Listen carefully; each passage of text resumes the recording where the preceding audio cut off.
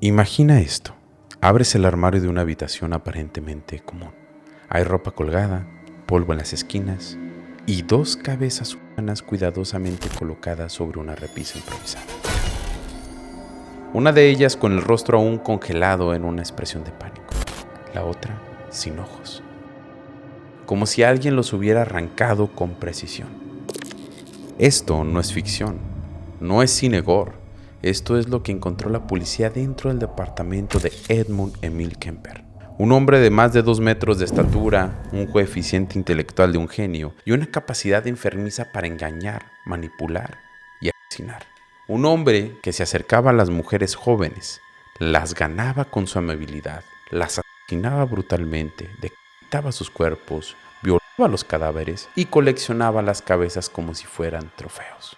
Trofeos que guardaba en lo más profundo de su armario, un armario que estaba en la misma habitación donde él dormía, tranquilo, cada noche. Durante meses nadie sospechó de él, era amigable, un hombre educado, incluso tomaba café con los policías que investigaban los asesinatos que él mismo cometía.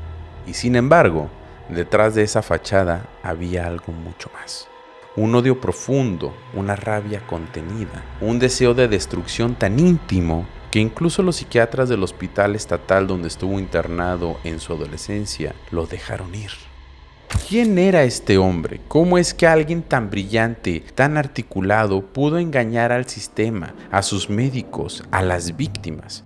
Y sobre todo, ¿qué se necesita para que un ser humano guarde la cabeza de su madre en una caja y luego duerma al lado de ella, como si lo que estuviera haciendo fuera algo común y corriente? Eso es lo que vas a descubrir hoy en Perturbados. Este es el caso del asesino de colegialas, el hombre que mató a su madre y a todas las mujeres que ella representaba. El hombre que tras ser capturado ayudó al FBI a entender cómo piensan los asesinos seriales. Él fue pieza clave en el desarrollo de los primeros perfiles criminales, colaborando con agentes como John Douglas y Robert Ressler, quien lo entrevistaron durante años en prisión para construir las bases de lo que conocemos hoy como análisis conductual moderno.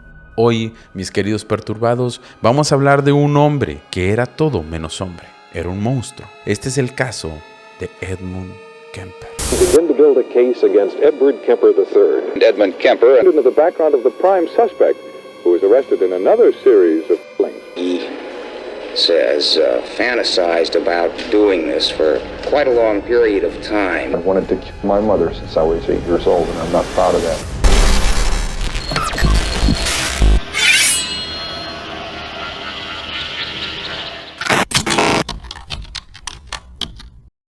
Bienvenidos a Perturbados, el podcast en donde más que escuchar un caso de crimen real, nos adentramos a la mente de todos estos monstruos que han sido sujeto de estudios durante décadas. Acompáñame a saber cómo fueron sus infancias, cómo crecieron, qué los orilló a crear perfiles psiquiátricos que después serían un sello en sus asesinatos. Mi nombre es Manu, médico y amante del comportamiento humano. Hoy, tú y yo vamos a perturbarnos.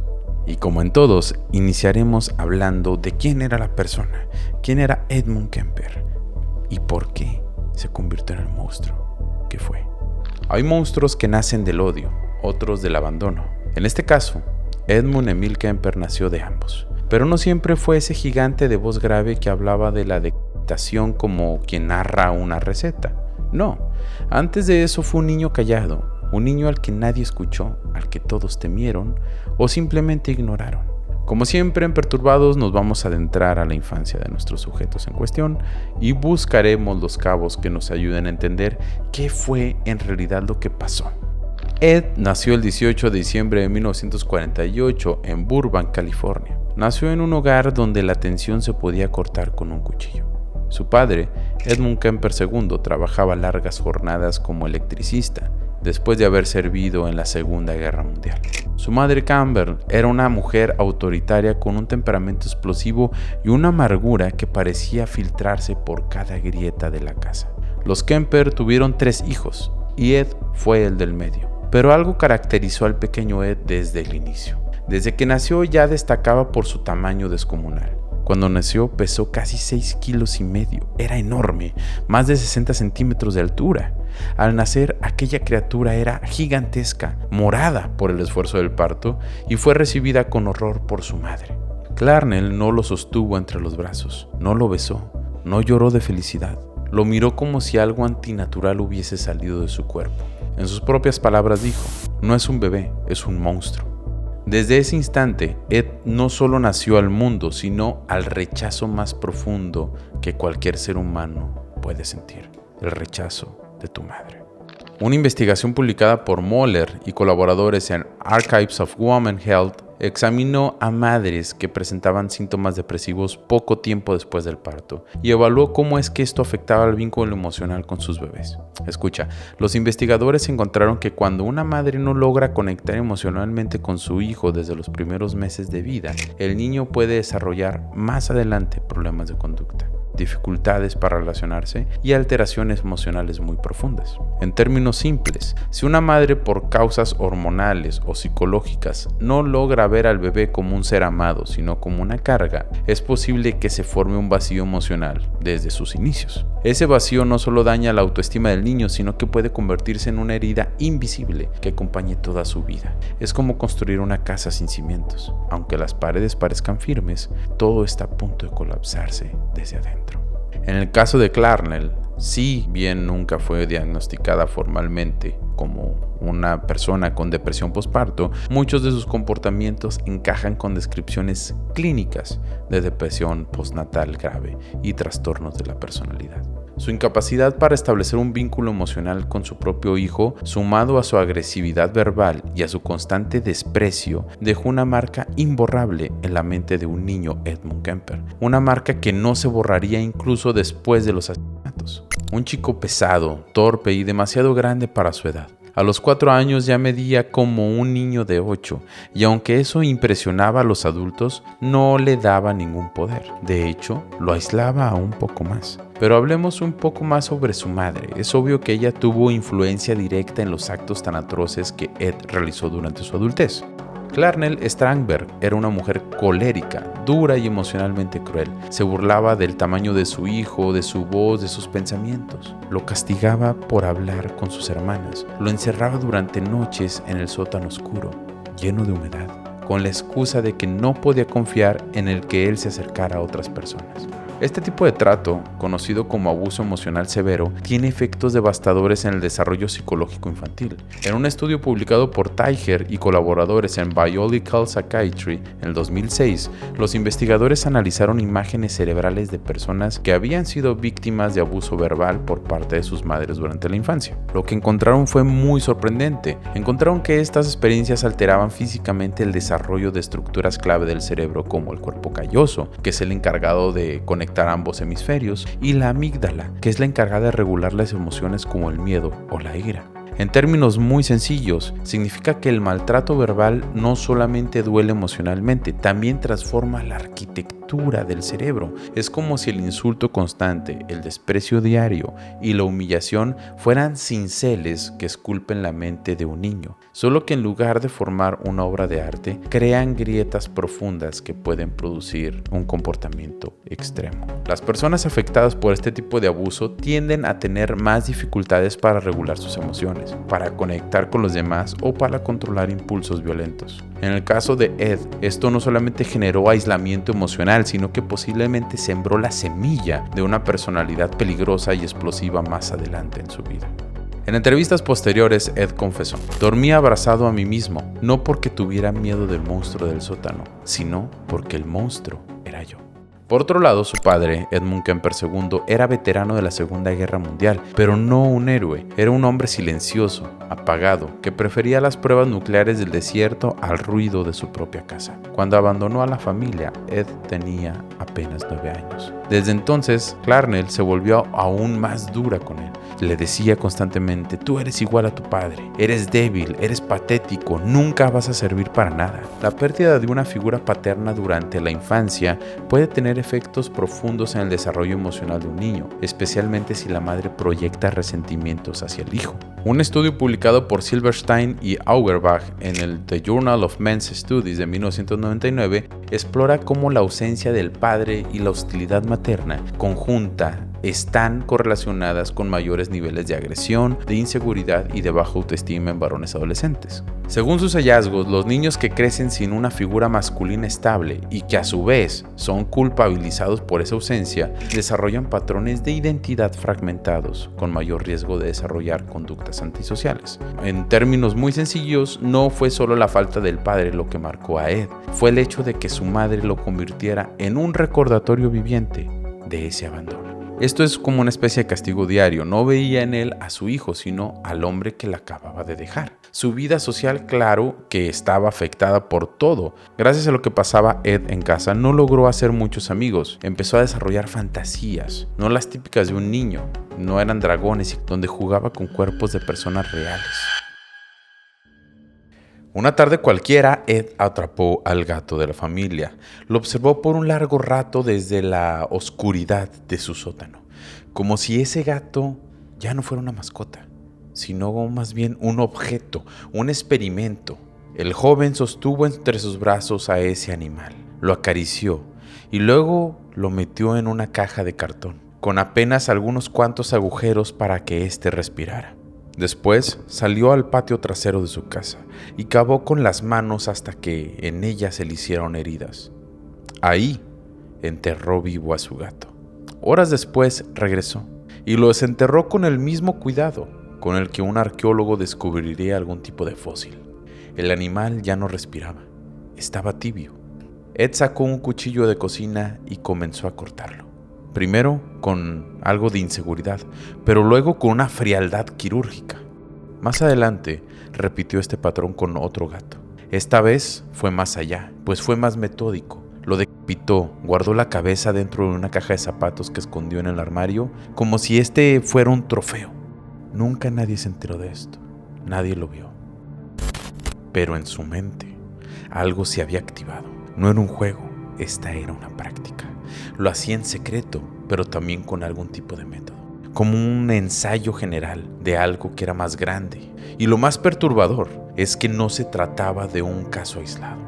Numerosos estudios han establecido una conexión entre la crueldad hacia los animales en la infancia y el desarrollo posterior de conductas violentas graves, incluyendo el asesinato serial. Uno de los estudios más citados al respecto es el de Keller-Umfeltus de 1985, publicado en The Journal of American Academy of Psychiatry on the Law.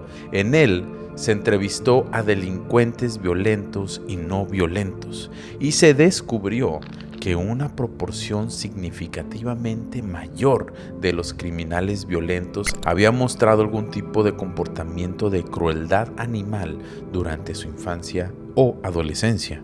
La explicación detrás de esta relación es algo compleja, pero comprensible. Los animales, como los niños, son vulnerables. Maltratarlos sin consecuencias puede crear algún tipo de sensación de poder y control en el agresor, esto reforzando patrones sádicos o psicopáticos. En palabras más simples, quien lastima a un ser vivo indefenso y siente placer por hacerlo, está practicando una forma primitiva de dominación, y en el caso de Ed Kemper, eso fue exactamente lo que ocurrió. En la escuela, Ed era callado, pero muy brillante. Tenía un coeficiente intelectual de 145. Sabía cómo fingir, cómo responder a los adultos, cómo esconder lo que verdaderamente él pensaba. Vivir con su madre se volvió algo insostenible. Los gritos, las humillaciones, el desprecio constante. Cada día era una herida abierta para Ed. Su madre lo llamaba asqueroso, le decía que jamás ninguna mujer lo amaría, que su voz era repulsiva, que su tamaño daba miedo. Ed pasaba horas encerrado en ese sótano, masticando odio, rumiando frases que ella le repetía con crueldad matemática. Eres igual a tu padre, eres patético, débil, nadie te va a querer nunca. A los 13 años la situación explotó. La madre decidió que no podía seguir teniéndolo en casa, no porque se preocupara por él, sino porque lo temía. Es por eso que decidió mandarlo a vivir con sus abuelos paternos, Maud y Edmund Kemper Sr., a una granja aislada en Oak Fork, California. Ed sintió esto como un tipo de exilio. Fue arrancado de un infierno para ser trasladado a otro. Su abuelo era un hombre seco, distante, apenas cruzaba algunas palabras con él. Y su abuela Maud era todo lo contrario, inquisitiva, severa, dominante, igual que su madre. Le decía qué leer, qué pensar, cómo hablar. No lo dejaba salir solo ni tener privacidad. Vigilaba todo, y según Ed, no lo trataban como algún tipo de nieto, sino como a un perro, a un animal que solamente se le toleraba por obligación. Hasta que un fatídico día de agosto de 1964, con solo 15 años de edad, Ed se cansó. Y escúchame lo que te voy a contar. Recuerda, tan solo 15 años.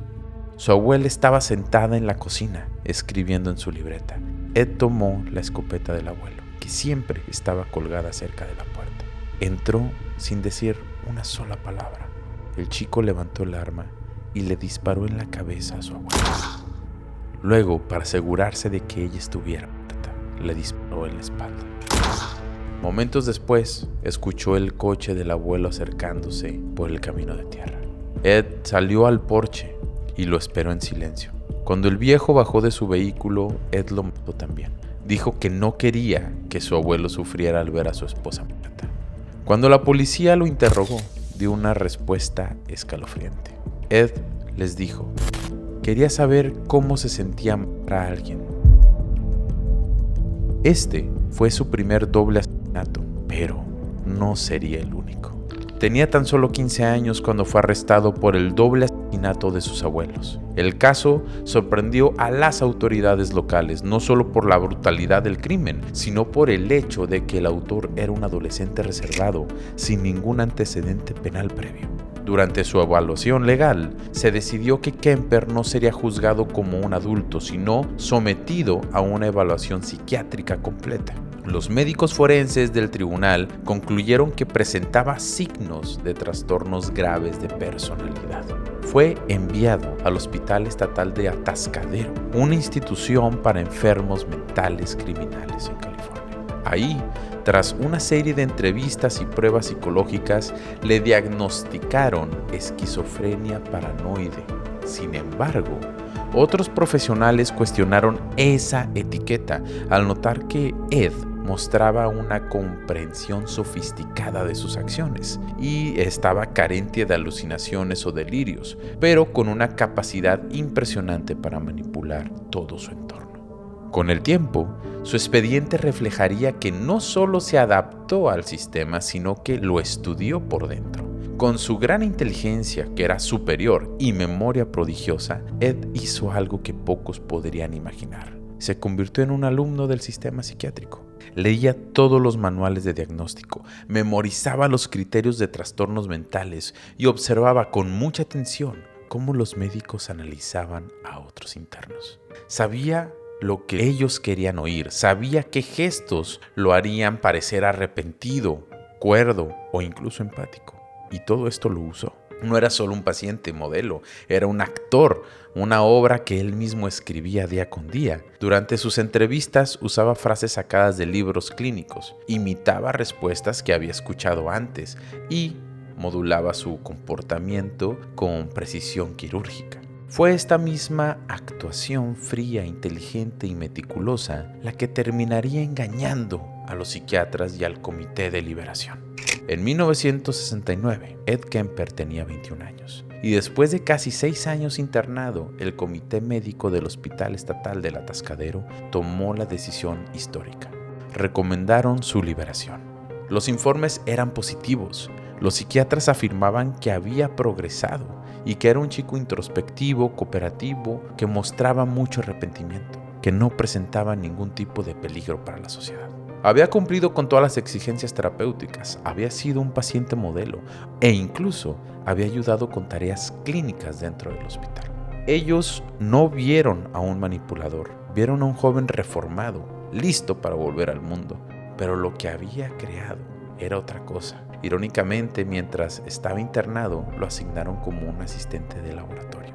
Le permitieron acceder a los expedientes de otros pacientes, leer estudios clínicos, aprender de primera mano cómo operaba el sistema de salud mental. Y él lo hizo.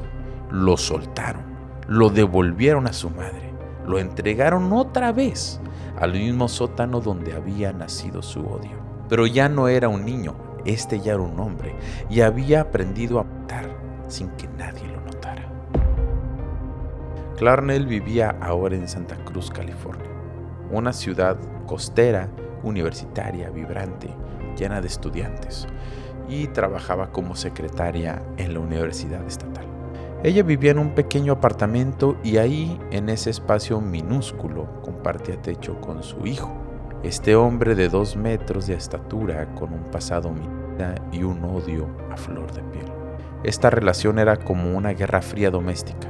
Nadie explotaba, pero todo ardía. Clarnell lo trataba como un parásito, se burlaba de su físico, le decía que su voz era repulsiva, que espantaría a cualquier mujer, le negaba tener relaciones, le prohibía invitar amigas. Tú jamás tendrás una mujer que te quiera, le repetía, eres como tu padre, patético e inútil. Nada había cambiado. Ed intentaba aparentar normalidad. Inclusive trabajó como obrero en una compañía de caminos, luego como asistente en distintos oficios, incluso trató de inscribirse nuevamente a la universidad. Un joven Ed salía de casa con los audífonos puestos, fingiendo su rutina. Caminaba por Santa Cruz con el cuerpo de un adulto, pero la mente hecha pedazos. Cada día volvía al mismo infierno, ese apartamento, donde su madre lo esperaba con insultos, con desprecio, con una furia apenas contenida. Ella le gritaba desde la cocina y lo hacía sentir menos día tras día. Y Ed simple y sencillamente se tragaba todo eso. Lo guardaba como quien encierra vidrios rotos en el estómago. Pasaba horas en silencio leyendo o caminando en círculos en su habitación. A veces intentaba responder con calma, a veces no decía nada, pero en su mente todo se deformaba. Su madre se convertía en un símbolo de rechazo. Su rostro se mezclaba con todos los rostros femeninos que lo habían ignorado o rechazado. Como en una ocasión una camarera de un café universitario. El chico había intentado acercarse una tarde a esta camarera. Le preguntó su nombre, le ofreció pagarle un café. Ella solamente lo miró de reojo y sin sonreír simplemente se alejó. Esa escena quedó atrapada en su mente como una fotografía eterna. Pero no fue el rechazo de la mesera lo que penetraría en el psique de Ed. Fue el eco de la voz de su madre repetido una y otra vez.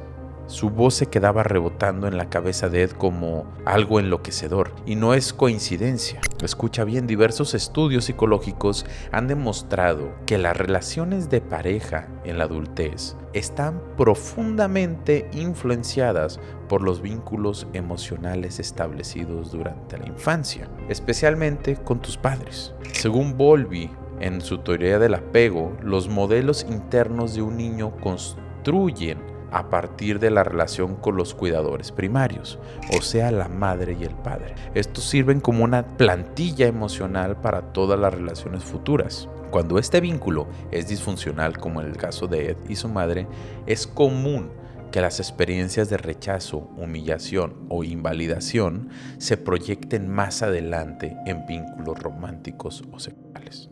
Es decir, no era simplemente que Ed fuera rechazado por las mujeres, era que, a través de esas mujeres, él revivía el rechazo original, el de su madre. Cada no que una chica desconocida activaba emocionalmente en él, era el mismo dolor que había sentido encerrado en ese sótano cuando él tenía solamente 9 años.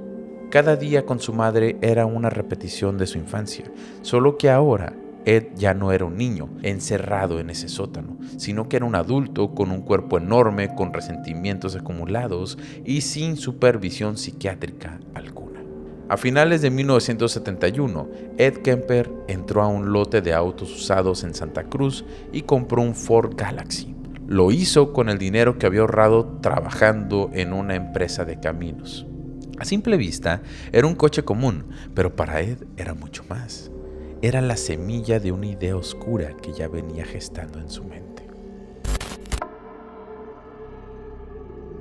Durante días observó el interior del vehículo con detenimiento.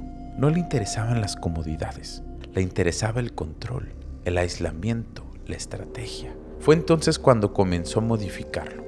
Primero instaló unos seguros manuales para bloquear las puertas desde su asiento. También adaptó la palanca del copiloto para que pudiera liberarla solo desde adentro y se aseguró de tener una manta, una navaja y unas esposas escondidas debajo.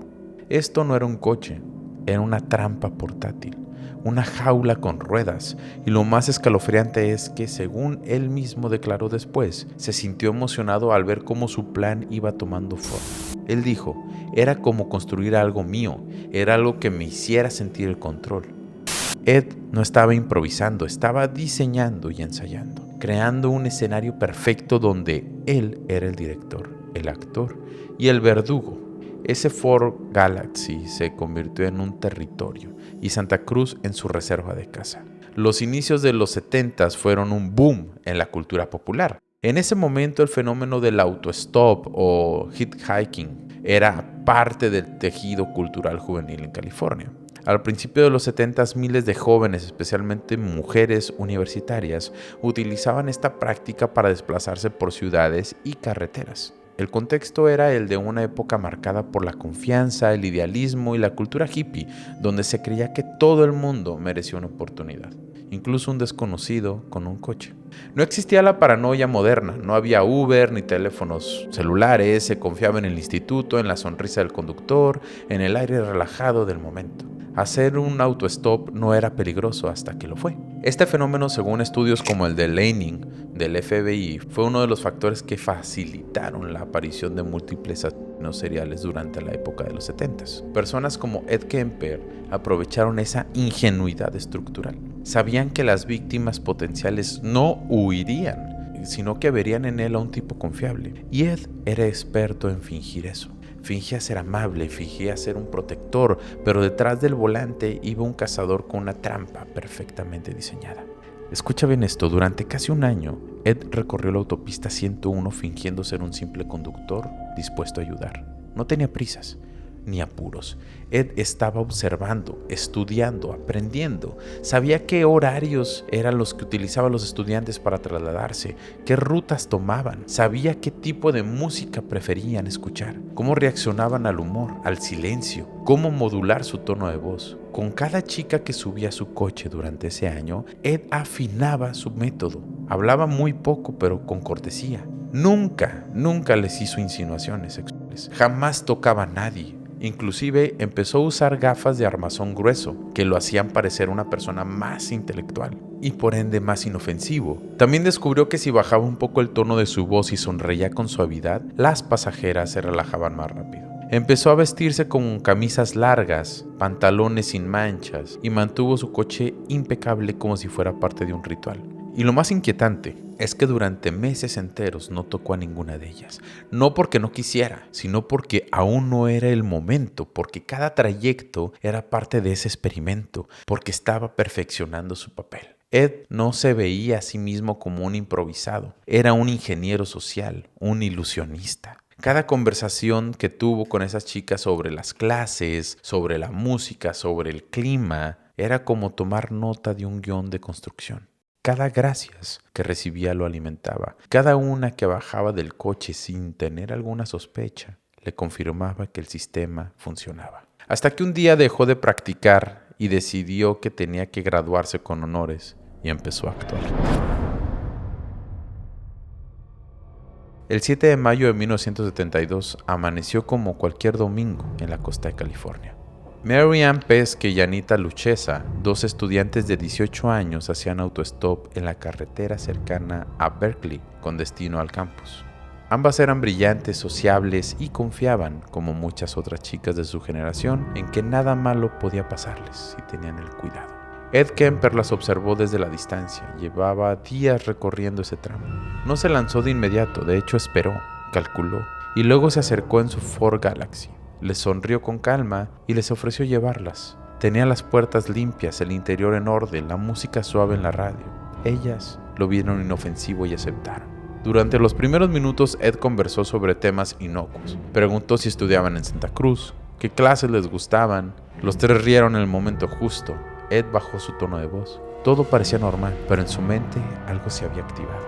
En lugar de dirigirse hacia el campus, él tomó un desvío sutil pero decisivo. Dijo que iba por un atajo, una ruta más rápida. Las chicas se miraron entre sí confundidas. Anita le preguntó por qué cambiaba el camino, y Ed le respondió con calma, sin alterar su tono de voz. Pero sus manos sudaban. Cuando quisieron abrir las puertas, se dieron cuenta de que ya no podían. Estaban bloqueadas, desde el panel que él mismo había modificado. Intentaron no entrar en pánico, pero el silencio se volvió espeso, el camino cada vez más solitario. Los árboles eran altos, ya no había asfalto sino terracería. Nada más. No había más, y al llegar a un claro boscoso en la alameda, Ed estacionó y apagó el motor. Las miró, sacó un arma, les ordenó salir del coche. Primero, esposó a Mary Ann, mientras Anita observaba paralizada. La llevó a unos metros del coche y la asesinó brutalmente, golpeándola, estrangulándola, silenciándola. Después volvió por Anita. Ella aún estaba viva, aún entendía lo que pasaba, pero no pudo correr, no pudo gritar. Ella también fue asesinada. Ed se quedó solo con los cuerpos, violó los cadáveres. Luego tomó su navaja con una gran precisión quirúrgica y las decapitó. Las envolvió en una manta, las colocó en el maletero y cubrió todo con una lona. Ese fue el verdadero punto de no retorno. Más tarde, al regresar a casa, Ed subió las cabezas al apartamento mientras su madre dormía en la habitación de al lado. Las escondió en su armario. Las acomodó como si fueran objetos valiosos. Les hablaba en voz baja, las peinaba y luego durmió profundamente, como si nada hubiera pasado. Este fue un patrón que repitió con sus siguientes víctimas, cada paso con su propio grado de cálculo, de brutalidad y significado. El 14 de septiembre de 1972, Aiko Ko, una talentosa bailarina de tan solo 15 años, hacía autostop para ir a su clase de danza. Ed se detuvo, la invitó a subir y nuevamente ejecutó su plan. Aiko fue forzada a entrar al maletero mientras él conducía hacia una zona aislada. En un giro perverso, Ed se detuvo para contemplar lo que iba a hacer. Incluso, según su confesión, intentó detenerse a sí mismo, pero no lo hizo. La estranguló, violó su cuerpo sin vida y después la decapitó. Guardó la cabeza como recuerdo. En enero de 1973, Cindy Schall, de 19 años, se convirtió en su siguiente víctima. La recogió y condujo su coche hasta un acantilado. Ahí, después de asesinarla, desmembró su cuerpo. Arrojó algunas partes al mar y otras las enterró en el jardín de su madre, como si los restos femeninos se integraran con la tierra donde Carnell cultivaba las flores. Una metáfora del desprecio y control que él sentía hacia su madre. El 5 de febrero de 1973, Rosalind Thorpe y Alice Liu fueron interceptadas cerca del campus. Esta vez fue distinto. Les disparó dentro del coche a plena luz del día. No hubo ritual, solo eficiencia y rapidez. Ambas fueron asesinadas con disparos certeros en la cabeza, lo que permitió mantener el control sin riesgo. Las llevó a casa, las desmembró y volvió a guardar las partes como trofeos. Cada crimen era una evolución, una adaptación. No solo perfeccionaba el método, sino que afinaba su sentido de poder. Las víctimas ya no eran personas, eran símbolos, representaciones de todo lo que lo había humillado, ignorado o rechazado. Este tipo de comportamientos encajan dentro de lo que la criminología forense define como el perfil del asesino serial organizado. Según el estudio de Holmes and Holmes en su obra Serial Murder, estos individuos tienden a mostrar un alto nivel de planificación y de evolución conductual. No actúan por impulso, sino que aprenden, ajustan y perfeccionan cada detalle de sus crímenes con el paso del tiempo. Buscan el control total de su entorno, escogen cuidadosamente a sus víctimas y a menudo disfrutan de la repetición ritualizada del acto homicida. Es decir, Ed no era simplemente un asesino en serie, era un depredador sofisticado, cuya inteligencia no solo lo ayudaba a cometer crímenes, sino a optimizarlos con cada repetición. Guardaba trofeos, fotografías, partes e incluso enterraba fragmentos en el jardín de su madre. En su armario estaban ocultadas tras las cajas de ropa vieja esas cabezas de varias de sus víctimas. Escucha bien, voy a tocar un tema algo delicado, pero es algo que tenemos que hablar, es parte del comportamiento. La necrofilia no era un accidente, era parte de su ritual, la culminación de su dominio absoluto sobre estas mujeres. Lo más perturbador es que todo esto ocurría a escasos metros de su madre. Clarnell nunca entraba a la habitación de su hijo, lo consideraba un parásito, un estorbo, pero no una amenaza. Años de abuso psicológico mutuo los habían llevado a un equilibrio oscuro donde cada uno ignoraba al otro, lo suficiente como para coexistir sin explotar todavía. Mientras tanto, la sociedad comenzaba a llenarse de miedo. Los periódicos de Santa Cruz y Berkeley reportaban la desaparición de jóvenes que pedían raid casi todas las semanas. Otra chica desaparecida, decían los titulares. La policía emitía advertencias. Las universidades pedían cautela.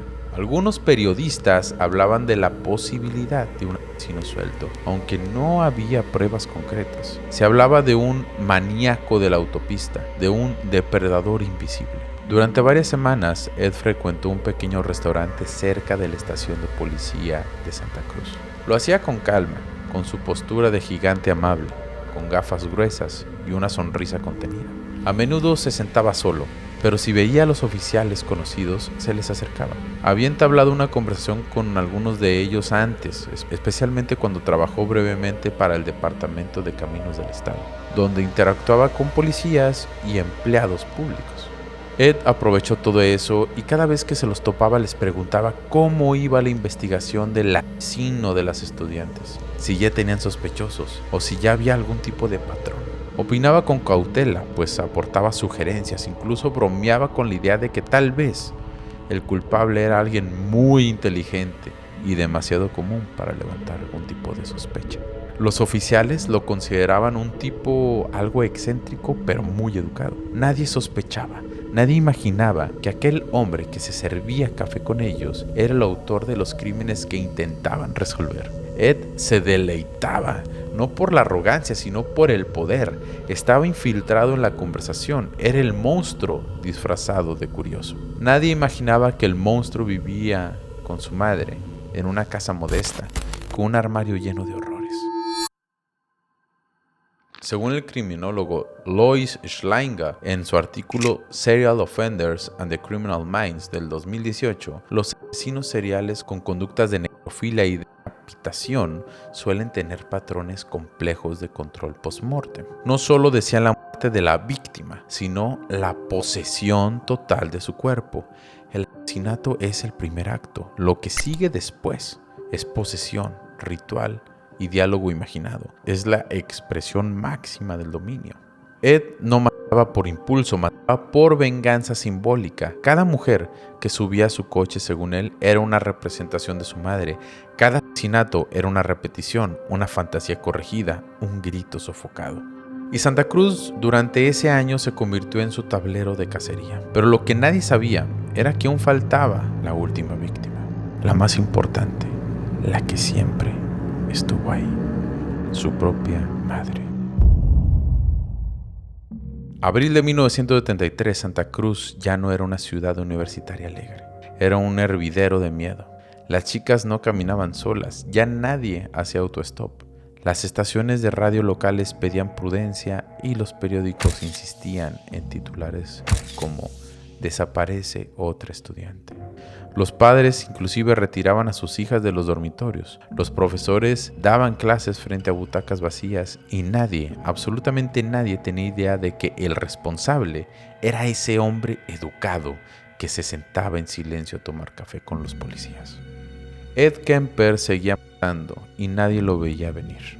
Según su propia confesión, no fue una pelea lo que lo detonó, fue la rutina. Una noche más, la misma voz, la misma mirada. El mismo odio que había sentido desde niño cuando ella lo encerraba en el sótano. El 20 de abril, Clarnell llegó a casa ebria. Se rió fuerte, le gritó desde la cocina: "¿Otra vez sin trabajo, Ed? ¿A qué mujer le vas a gustar tú? Eres un parásito". Esa noche, Ed no durmió, respiró profundo y tomó una decisión. Y esperó a que ella se durmiera. Durante más de una hora permaneció en silencio en su propia habitación, tratando de escuchar la respiración del otro lado en el cuarto de su madre, a través de esa pared delgada del apartamento. Cuando finalmente sintió que Clarnell estaba profundamente dormida, Ed se levantó, fue a la cocina y tomó un martillo con mango de madera. Luego abrió el cajón más largo y extrajo un cuchillo de hoja ancha, cuchillo el cual se había afilado esa misma semana. Caminó descalzo por el pasillo. Cada paso era un acto deliberado. El corazón no le latía rápido, todo estaba frío, preciso, y abrió la puerta de la habitación lentamente. Clarnell dormía de lado, con una mano colgando al borde de la cama. Ed se acercó por detrás, levantó el martillo y descargó el primer golpe seco en la parte posterior del cráneo. Ella hizo un sonido como un gruñido corto. Se empezó a retorcer. Ed no dudó. Golpeó una segunda vez y una tercera. El cráneo se hundió parcialmente. La sangre comenzó a manar con fuerza. En ese momento, con el cuchillo ya preparado, Ed tomó la cabeza por el cabello y con fuerza, una fuerza espeluznante, degolló a su propia madre. El chorro empapó la almohada, la sábana, el colchón, pero Ed no se detuvo, no retrocedió, no sintió piedad, solo una calma brutal, un silencio absoluto interno, como si finalmente se hubiera apagado un ruido que lo había perseguido durante toda su vida. Kemper le cortó la cabeza, después la sostuvo con sus propias manos. La llevó a la sala y la colocó sobre la repisa de la chimenea. Ed se sentó frente a ella y por primera vez le habló, sin ninguna interrupción. Le gritó todo lo que había callado durante años.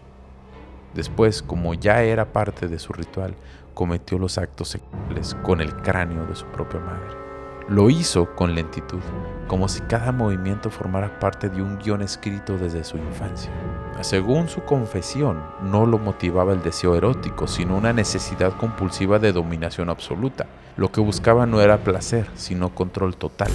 Reducir a su madre a un objeto sin voluntad, sin voz y sin juicio. Esa era su forma final de humillarla, de revertir años de dolor psicológico a través de un acto extremo de violencia simbólica. Este comportamiento, clasificado dentro de los trastornos parafílicos, encaja con lo que el criminólogo Schlinger denomina como necrofilia instrumental. El uso del cadáver no como fin sexual, sino como medio para ejercer dominio total sobre la víctima. Es decir, el agresor no busca placer erótico en el cadáver, sino que utiliza el acto sexual como una prolongación de la violencia, una forma definitiva de convertir a la víctima en un objeto. Este tipo de necrofilia se asocia con individuos que tienen historias prolongadas de humillación, de control materno o abuso psicológico, donde el acto final del asesinato no basta para satisfacer su necesidad de poder y tienen que ir más allá, controlar el cuerpo incluso después de la muerte. Schlinger explica que este comportamiento puede encontrarse en ciertos asesinos seriales metódicos, en el cuerpo como una propiedad simbólica. Un ejemplo paralelo es el caso de Jerry Brudos, que también conservaba partes del cuerpo de sus víctimas, las fotografiaba y las manipulaba como trofeos. En palabras más claras, este tipo de necrofilia instrumental no tiene que ver con el placer sexual, sino con una necesidad de controlar por completo a la víctima, incluso después de muerta. Es una forma extrema de reafirmar el poder. En casos como en el de Ed Kemper, esta conducta aparece en personas que sufrieron humillaciones constantes, abandonos o abusos emocionales durante sus primeros años. En lugar de procesar ese dolor de forma sana, desarrollan una fantasía donde ellos tienen el control absoluto, y esa fantasía se convierte en realidad a través del crimen. Horas después, aún con la sangre seca bajo las uñas, llamó a Sarah Taylor, amiga de su madre. La citó en casa. Le dijo que Clarnell quería verla. Cuando ella entró, Ed la estranguló con calma, le envolvió en sábanas y la ocultó en su armario. Después limpió todo, cerró la casa y huyó.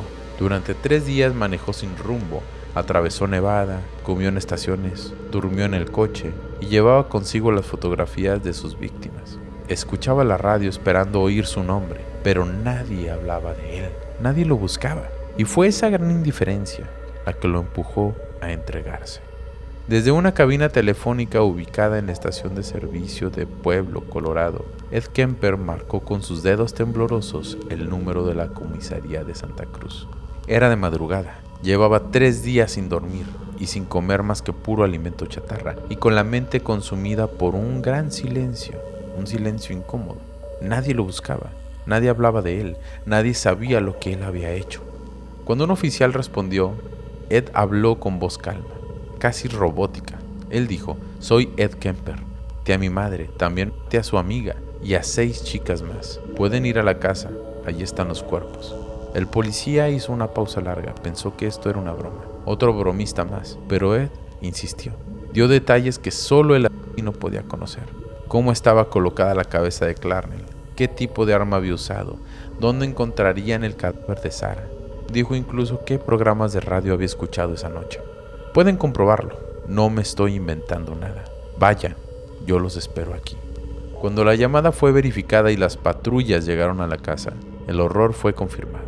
Y en ese momento se activó la cacería para atrapar al hombre que ya no quería huir. Los policías al inicio pensaron que era una broma. Nadie podía creer que el gigante ducado del café era el asesino que buscaban desde hace más de un año. Pero al revisar la casa lo entendieron todo. La escena era una mezcla entre ritual y locura. Había sangre en la alfombra, en los muros, el cráneo de su madre estaba en el fregadero y el cuerpo de la amiga en el armario. Cuando Ed fue arrestado no puso resistencia. Al contrario, saludó con cortesía, pidió un cigarro y comenzó a hablar durante las siguientes semanas. Ofreció decenas de entrevistas con tono pausado, sin exaltación. Describía con precisión quirúrgica cómo estranguló, cómo violó, desmembró y guardó los cuerpos, cómo mantenía las cabezas, cómo el asesinato de su madre fue la verdadera liberación. Dijo: Clarnell fue la raíz de todo, era ella o el fin del mundo. Y cuando le preguntaron por qué se entregó, él dijo: porque ya no tenía fantasías, las había cumplido todas. Los medios lo bautizaron como el ogro de Santa Cruz, el hijo del horror, el asesino modelo. Su caso llenó los noticieros, editoriales, documentales, no solo por la brutalidad, sino por la calma con la que él contaba. Y es aquí donde su historia adquiere un giro inesperado. El juicio de Ed Kemper fue rápido, pero estremecedor. Fue declarado competente para ser juzgado y enfrentó 8 cargos de asesinato en primer grado. La defensa intentó alegar locura, pero su calma durante las confesiones y su precisión en los detalles convencieron al jurado de lo contrario. Ed fue sentenciado a 8 cadenas perpetuas consecutivas sin libertad condicional. Pero fue lo que ocurrió después de la sentencia lo que marcó un hito en la historia del crimen. Mientras él cumplía la condena en la prisión estatal de Vacaville, Ed fue contactado por el FBI, en particular por los agentes John Douglas y Robert Ressler, pioneros en la unidad de ciencias del comportamiento del FBI. Ellos no querían interrogarlo como a un criminal, querían entenderlo, saber cómo pensaba, qué sentía, qué patrones seguía, cómo había evolucionado de niño tímido a asesino serial metódico. Ed aceptó. Durante más de 500 horas de entrevista relató con frialdad sus crímenes. Describió los procesos internos, la preparación emocional, la selección de víctimas, el significado detrás de cada acto. Detalló lo que se sentía antes, durante y después del asesinato. No se detuvo en lo gráfico, no ocultó nada. Esas sesiones, grabadas, transcritas y estudiadas, sirvieron como material base para la construcción del primer modelo oficial de perfilación criminal del FBI. Gracias a Ed, los agentes pudieron detectar patrones comunes en asesinos seriales, fantasías violentas desde la infancia, traumas maternos, rituales post-mortem, egocentrismo extremo y habilidades para camuflajearse. John Douglas en su libro Mindhunter escribió sobre estas entrevistas y dijo: Kemper era único porque entendía lo que hacía y podía explicarlo con la lógica que ponían los pelos de punta. Robert Ressler también lo describió como uno de los sujetos más lúcidos y cooperativos con los que él había trabajado. Él dijo: no era simplemente un psicópata, era una enciclopedia viviente del comportamiento. Sus testimonios no solo ayudaron a construir perfiles, ayudaron a anticipar los próximos pasos de futuros asesinos. Ayudaron a comprender y leer las escenas del crimen como si fueran narraciones psicológicas, a entender qué había detrás del horror, porque muchas de las veces había inteligencia o metódica y una infancia rota. Al final, el monstruo de esta historia terminó ayudando a cazar monstruos, pero eso no lo hace mucho menos aterrador. Ed Kemper no solo dejó una estela de sangre, dejó una lección hoy. Décadas después de sus crímenes, su nombre sigue apareciendo en manuales de criminología, estudios psicológicos, documentales, series de televisión y sobre todo en los archivos del FBI. Su caso no es solo el de un asesino, es el de un manual viviente, un espejo incómodo que nos obliga a mirar de cerca los límites difusos entre el monstruo y el ser humano. Tras su condena, Kemper fue ingresado en la prisión estatal de California, donde sigue con vida al día de hoy. Tiene acceso a libros, grabaciones y en algún momento incluso participó como narrador de audiolibros para ciegos. A pesar de su historial, fue descrito por algunos empleados de la prisión como un hombre educado, cooperativo, incluso afable. Lo que no hace sino volver todo aún más inquietante. ¿Qué hay detrás de esa fachada? ¿Cómo puede alguien capaz de tanta violencia hablar con tanta calma?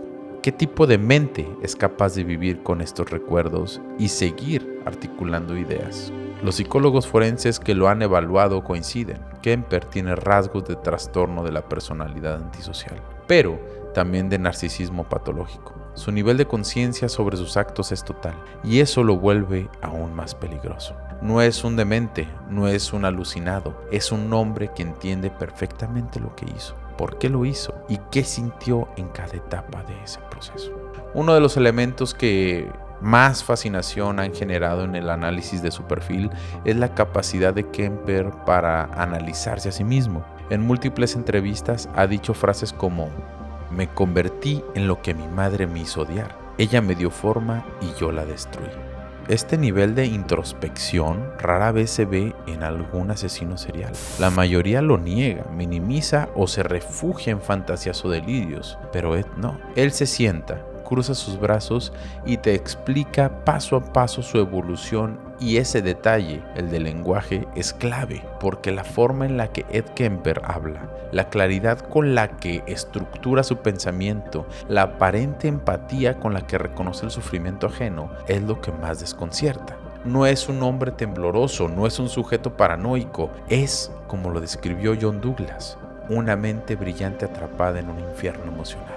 Su legado para la criminología ha sido inmenso gracias a sus entrevistas. El FBI ha comprendido cómo se construyen las fantasías homicidas, cómo se consolidan los rituales, cómo pequeños detalles del entorno, como un insulto, una rutina o una voz, pueden activar la pulsión de matar. Pero también dejó una lección cultural más profunda. Kemper nos mostró que los monstruos no siempre vienen de los callejones oscuros, sino que a veces tienen voz amable, que a veces sonríen, que estudian, que se integran a la sociedad y que saben mentir, y que pueden sentarse a tu lado sin que lo notes.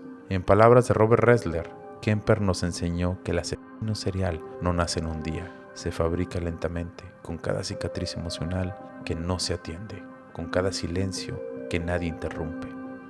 Esa es la herencia más perturbadora, que detrás de un cuerpo alto y una voz tranquila puede habitar a alguien que colecciona cabezas en un armario, y que los pensamientos más perturbadores muchas veces empiezan en casa.